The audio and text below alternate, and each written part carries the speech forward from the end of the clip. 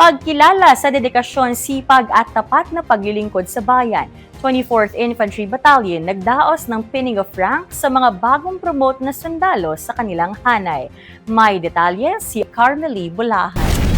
Matagumpay na idinaos ng 24th Infantry Wildcat Battalion ang flag raising kasabay ng pinning of ranks para sa mga bagong promote na sundalo.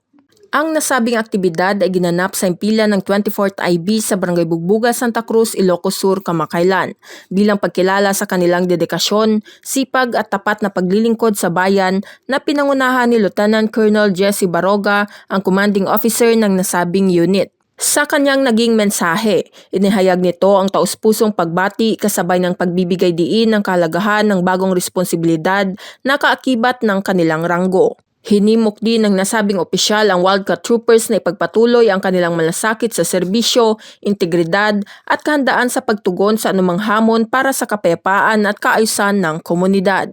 Aniya, hiling din niya na patuloy na gawing gabay ng mga bagong promote na sundalo ang kanilang mandato na justice, excellence and service sa pagtupad ng kanilang tungkulin.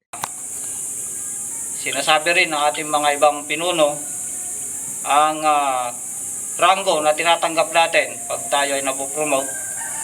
Ang pinning of ranks ay sumisimbolo hindi lamang ng pag-angat sa ranggo kundi pati na rin ng mas mataas na antas ng pananagutan at responsibilidad sa sinumpaang tungkulin sa bayan. Ito ay patunay ng kanilang pagsusumikap at sakripisyo sa kanilang tungkulin bilang mga tagapagtanggol ng bansa. Mula rito sa impila ng Wildcat Battalion, ako si Carmely Bulahan, ang inyong pamilyang kaugnay para sa matatag na hukbong katihan ng Pilipinas.